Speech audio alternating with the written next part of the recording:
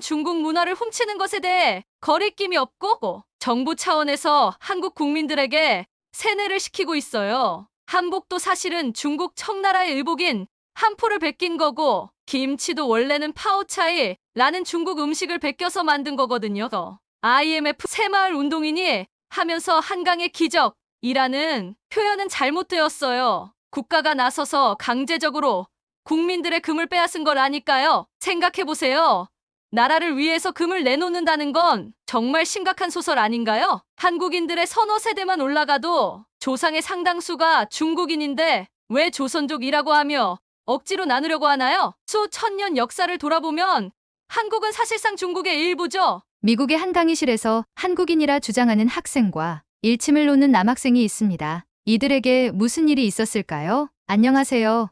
해외 각국의 감동적인 사연을 소개하는 진짜 감동 TV 조이나입니다. 영상을 시청하시기 전에 좋아요와 구독을 눌러두시면 제작하는데 많은 도움이 됩니다. 찾아와 주셔서 감사합니다. 오늘 사연 시작합니다. 저는 미국 뉴욕에 살고 있는 한국계 미국인 올리비아 최입니다. 저희 엄마는 미국 뉴욕에서 성공한 이민자 1세대입니다. 저는 엄마의 예전 이야기를 들으면 아직도 눈물이 많이 나요. 저를 키우며 혼자서 얼마나 힘드셨을지 말이에요. 제 이름을 보시면 아시겠지만 저는 아버지가 없어요. 그래서 엄마의 성을 따른 올리비아 최입니다. 엄마는 한국에서 경기도 파주 용주골이라는 미군 부대 근처에 살았다고 해요. 지금은 미군이 모두 철수했지만 양공주들은 아직 철수하지 못한 한국에 아픔이 서린 곳이라고 들었습니다. 그곳에 사실 때 엄마는 찢어지게 가난했다고 하시더라고요. 돈벌이가 필요해서 미군들의 심부름을 하면 5달러씩 손에 쥐어주었다고 하네요. 당시에 그 돈은 꽤나 큰 돈이었고 엄마는 성인이 될 때까지 그렇게 그곳에서 지내셨다고 하셨어요. 30년 전만 해도 한국이 얼마나 가난했는지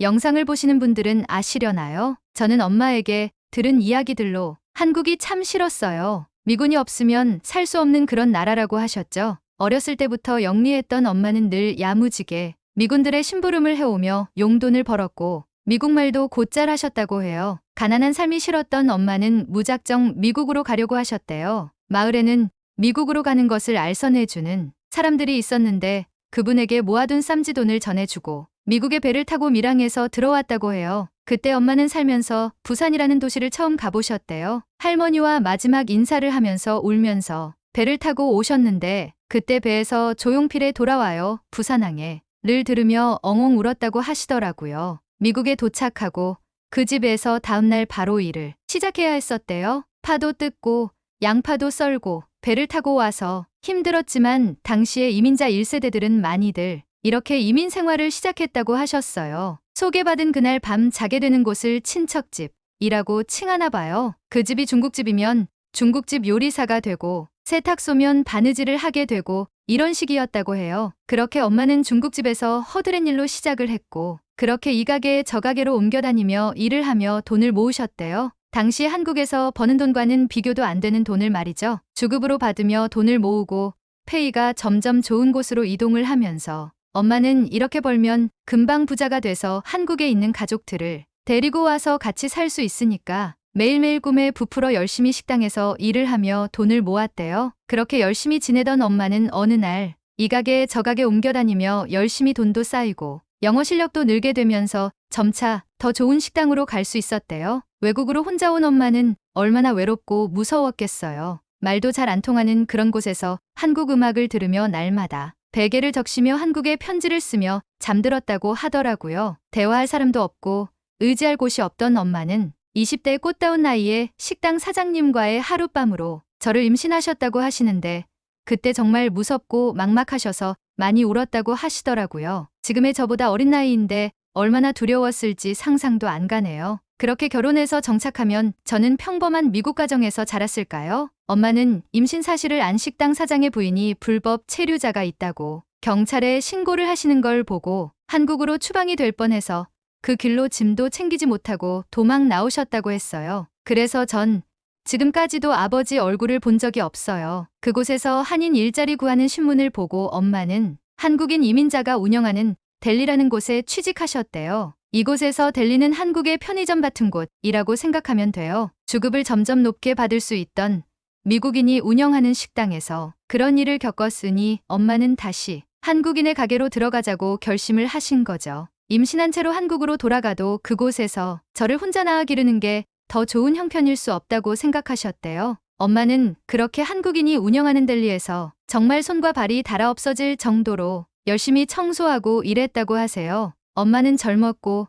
무서웠고 혼자였지만 이곳에서 저를 꼭 낳아서 잘 기르겠다고 다짐하셨대요. 저는 이 말을 들으면 지금까지도 눈물이 나요. 고작 20살 남짓의 여자가 집 떠나와 얼마나 무서웠을까요? 그렇게 열심히 하던 엄마를 좋게 보신 한국인 사장님은 새로운 지점을 내주고 엄마를 매니저로 고용하며 전적으로 맡기셨대요. 그 한인 사장님은 그렇게 뉴욕에만 델리를 굉장히 많이 오픈하게 되시며 큰 기업을 일구시고 지금은 은퇴한 미국의 부동산 재벌이 되셨대요. 한국인은 어디에서나 서로를 묵묵히 돕는 민족성이 있고 안타까운 것을 보면 참지 못하는 동포의 특성이 서로를 도우며 성장할 수 있었다고 하시더라고요. 델리를 운영하며 저를 키우신 엄마는 정말 저에게 아낌없이 투자하셨어요. 돈을 아끼려고 저를 출산하시고도 회복할 새도 없이 일하셨고 제가 아기 때는 다른 인건비를 줄이려고 저를 매장 내에 카운터 아래에 박스를 깔아두고 이불 덮어 재우며 키우셨다고 했어요. 그때 정말 몸도 마음도 힘들고 지칠 때 저를 가게 바닥에서 재우며 한국의 그리움을 달랠 수 있던 것은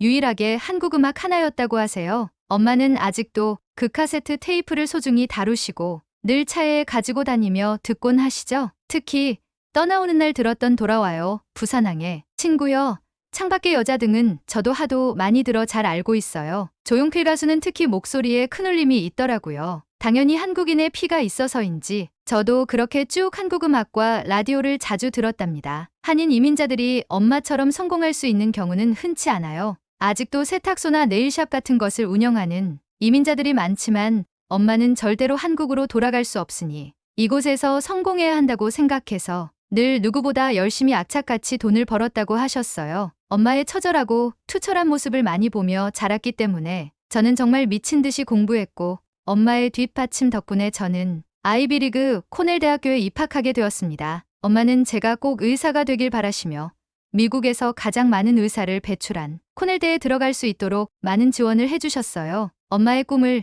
이뤄드리기 위해 저는 코넬대에 합격했어요. 하지만 코넬대 자체가 학업 난이도가 매우 높은 곳이라서 처음 입학 후에 너무 힘들었어요. 완전히 후회했죠. 이곳은 지역이 날씨도 우중충하고 과도한 학업 때문에 학생들 자살률이 굉장히 높아요. 그래서 학교 내에는 심리치료사들이 포진해 있고 반드시 운동을 병행해야 학부를 마무리할 수 있다는 것을 다들 잘 알고 있어요. 공부가 중요한 게 아니잖아요. 앞으로의 인생이 중요하지. 힘들게 들어온 학교에서 공부가 안 된다고 자살하면 되겠어요? 엄마의 피를 이어받은 저는 언제나 긍정적인 생각을 하며 반드시 이곳에서 의사가 될 거야 라는 집념으로 운동을 병행하며 동아리 활동도 적극적으로 참여하기로 했어요. 저는 혼혈이기 때문에 뉴욕에서는 안 당해본 인종차별이 없어요. 원숭이 흉내나 눈을 찢는 듯한 행동과 백인 여성들 사이에선 제가 지나가면 코를 막는다던가 이런 제스처를 많이 당해봤지만 더 힘든 건 저는 이곳 한인 사회에서조차 한국인도 아니고 미국인도 아닌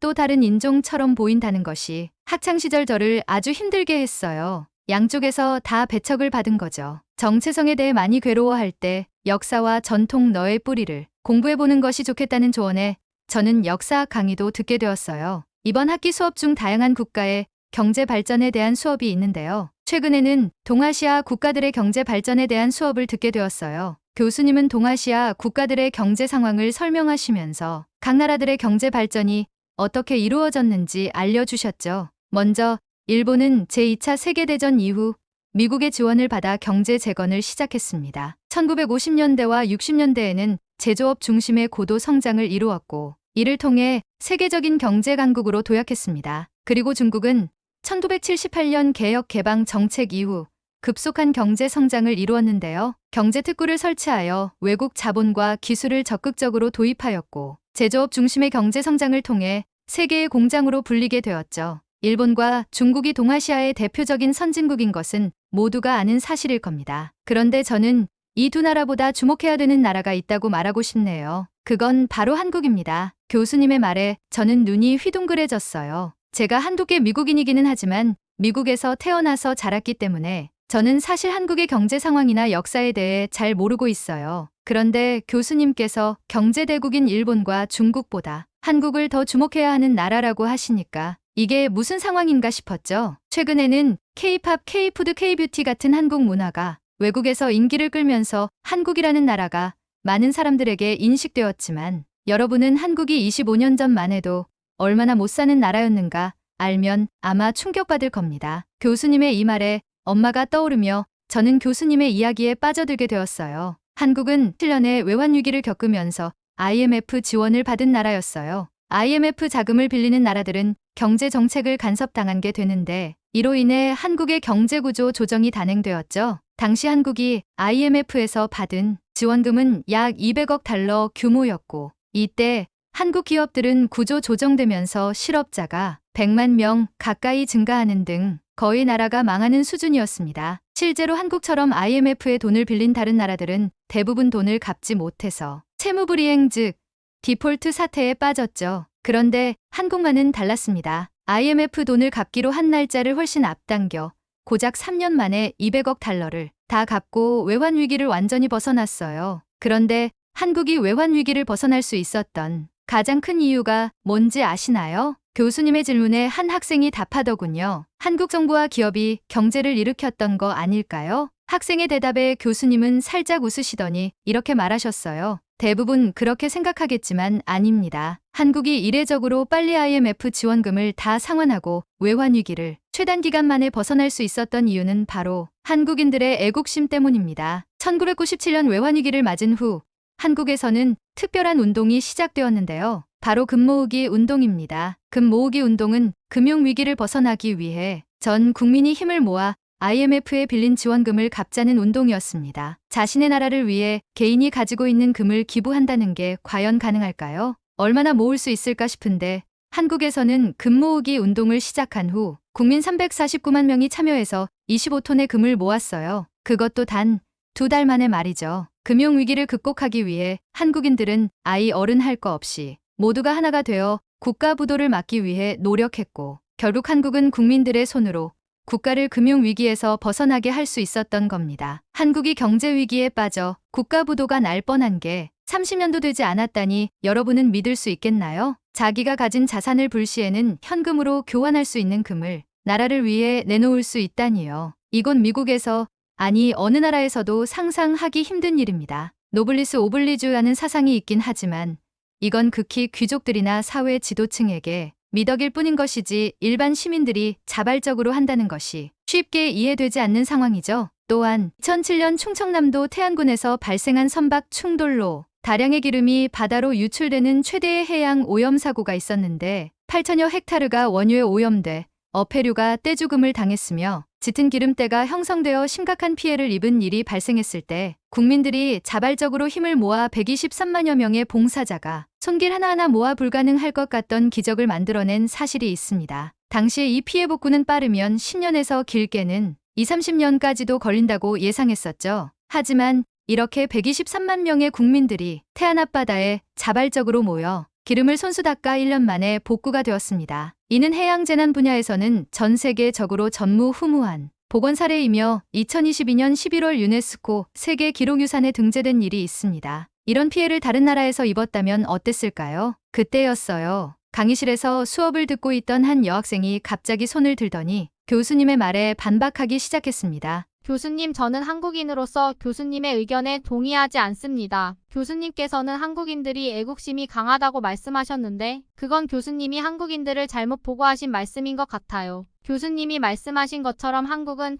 1997년 당시 국가 부도위기에 놓였었다가 애국심으로 국가를 위해 금을 모았다고 하셨지만 실상은 한국 정부에서 국민들에게 강제적으로 금을 빼앗았습니다. 한국이 금융위기를 맞은 것도 한국인들이 세금을 탈세하고 회피하면서 국가 재정이 악화되고 국민들의 과도한 소비로 인해 저축률이 감소하고 개인 부채가 많아지면서 국가 금융 시스템이 불안정해졌다는 것입니다. 국민들은 멍청하고 이기적이어서 국가를 금융위기에 빠뜨렸고 한국 정부는 무능해서 IMF 돈을 빌렸지만 한국인들은 이기적이고 사기꾼 같은 기질이 있어서 세금을 내지 않고 국가 재정을 악화시켰고 이런 한국인들의 이기적인 유전자는 경제적인 면뿐만 아니라 문화적인 면에서도 찾아볼 수 있어요. 한국은 중국 문화를 훔치는 것에 대해 거리낌이 없고 정부 차원에서 한국 국민들에게 세뇌를 시키고 있어요. 한복도 사실은 중국 청나라의 의복인 한풀을 베낀 거고 김치도 원래는 파오차이라는 중국 음식을 베껴서 만든 거 모르세요? 부채춤과 탈춤 같은 것도 중국의 전통 예술인데 한국에서는 이걸 아무렇지도 않게 한국의 전통춤이라고 가르쳐요. 저는 이런 한국 정부의 세뇌 교육의 실상을 깨닫고 스스로 한국의 역사를 공부하고 있는데요. 한국인들의 서너 세대만 올라가도 조상 상당수가 중국인이고 한 중간 수천 년 역사를 돌아보면 한국은 사실상 중국의 일부죠. 이 말을 들은 저는 정말 충격에 빠질 수밖에 없었어요. 그런데 강의실 분위기가 이상했어요. 강의실이 술렁이는 분위기가 되더니 곳곳에서 학생들이 수근거리기 시작했죠. 그때 제 옆자리에 앉아서 조용히 이 상황을 지켜보던 미국인 남학생이 소리쳤어요. 중국인들은 꼭 저렇게 다 한국이 중국 거라고 우기더라. 남학생의 발언에 모두 분위기가 싸해지며 잠시 조용해졌어요. 그 여학생은 몹시 당황스러워하며 입을 떼고 뭔가 말하려고 했어요. 하지만 미국인 남학생이 차분하게 이야기를 이어나가기 시작했고 모두들 그의 말에 집중하게 되었습니다. 교수님, 저는 제이콥입니다. 제가 이렇게 수업 중에 끼어들게 되어 정말 죄송합니다. 보자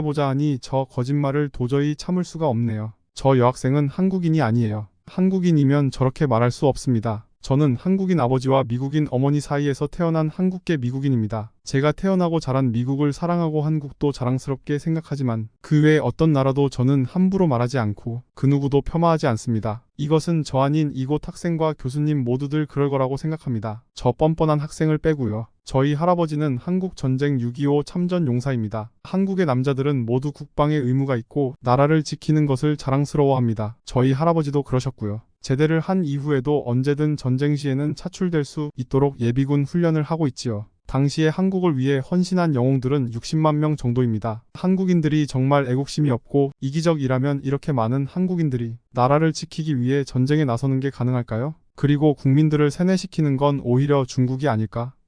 여기에서 많은 사람들 앞에서 밝혀보고 싶습니다. 1997년에 발생한 한국의 경제 위기의 원인이 한국 국민들의 세금 탈세와 개인 부채 때문이라고요? 한국의 경제 위기는 국민들 때문이 아니라 과도한 단기 외채인 금융 감독 그리고 대기업의 과잉 투자와 부실 경영이 복합적으로 작용해서 발생한 결과였어요. 그리고 중국인들은 문화 제국주의가 팽배해서 자꾸 다른 나라의 문화를 중국 문화의 일부라고 얘기하는데 정말 그렇게 알고 있는지 아니면 그렇게 믿고 싶은 건지 묻고 싶네요. 중국인들이 한국인 인척하고 한국을 깎아내린다는 얘기를 SNS만 봤는데 실제로 눈앞에서 한국인 행세를 하며 한국을 비난하는 중국인을 보니 정말 놀랍네요. 제이콥의 말이 끝나자 조용했던 강의실, 여기저기서 웅성거리기 시작했고 이내 강의실은 걷잡을 수 없이 소란스러워졌어요. 교수님은 분위기를 진정시키고 이에 대한 답을 하려는데 이미 그 여학생은 소란스러운 틈을 타서 사라져 버렸네요. 모두들 이 해프닝에 잠시 진정되며 웃고 있었지만 저는 기분이 이상했습니다. 제이콥도 저처럼 한국 혼혈인데 내가 사춘기 시절 겪었던 그 많은 차별과 혼란을 똑같이 겪었을 저 친구는 어쩜 저렇게도 한국에 대해 잘 알고 자랑스러워하는지 갑자기 제가 좀 한심하게 느껴지는 것 같았어요. 그리고 저는 이날 잠들기 전까지 교수님과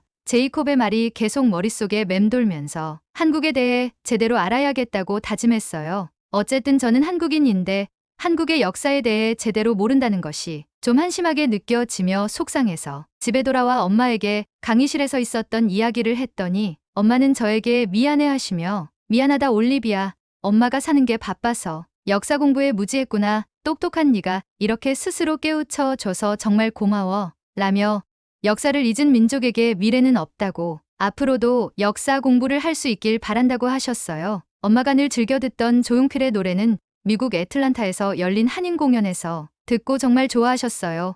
엄마가 늘 듣던 음악 돌아와요. 부산항해를 미국에서 듣다니 한국에서 할머니를 만난 것처럼 기쁘다고 하셨어요. 그러던 엄마가 요즘은 임영웅이라는 가수를 무척 좋아하시는데 그 겨울에 찻집을 듣고 젊은 가수가 이렇게 노래한다니 이런 음악이 이렇게 다시 울려 퍼져 정말 기쁘다고 하셨어요. 그렇게 엄마는 영웅시대가 되셨고 한국에 가게 된다면 꼭 부산에서 임영웅 씨의 공연을 보고 싶다고 하시네요. 어서 빨리 그런 날이 오길 바라고 있습니다. 오늘 사연은 여기까지입니다. 마지막까지 시청해주셔서 정말 감사합니다.